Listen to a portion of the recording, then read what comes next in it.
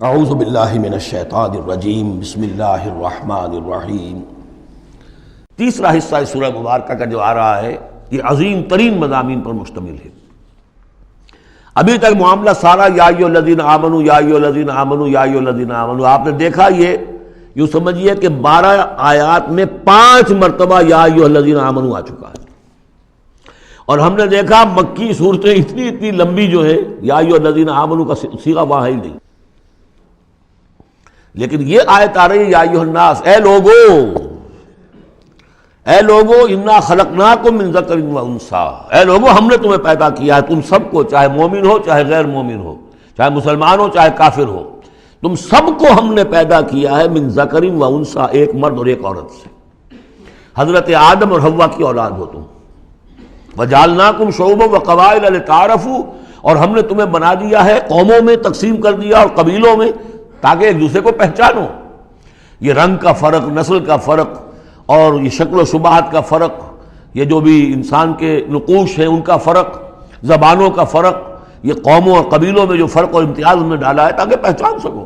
سارے انسان ایک ہی رنگ کے، ایک ہی شکل و صورت کے، ایک ہی معلوم ہوتا کہ سانچہ ہے فیکٹری کا، اسی میں سے سب بنے چلے آ رہے ہیں، ایک ہی زبان بولتے تو پہچانتے کیسے ایک دوسرے کو؟ یہ سارا ہے صرف پہچان کے لیے، یہ نہیں ہے کہ فلاں نسل اعلیٰ ہے، فلاں گھٹیا ہے،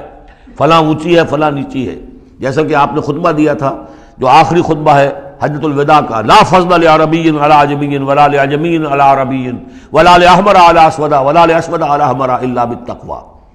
کسی عربی کو، کسی عرب کو عجمی پر کوئی فضیلت نہیں، کسی عجمی کو کسی عرب پر کوئی فضیلت نہیں،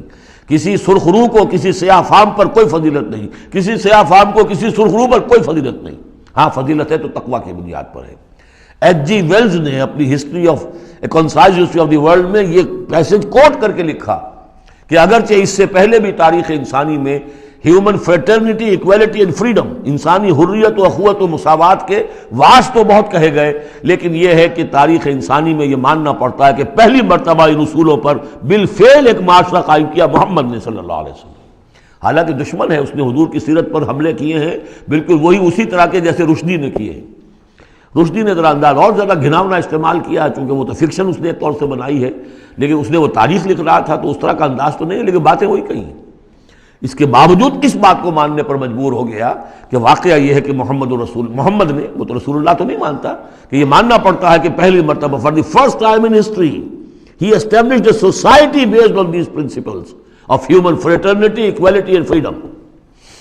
اگرچہ جو تازہ ایڈیشن ہے اس کتاب کا concise history of the world, اس میں سے یہ پیسج نکال دیا ہے، اب تو ایڈیٹرز اور ہیں،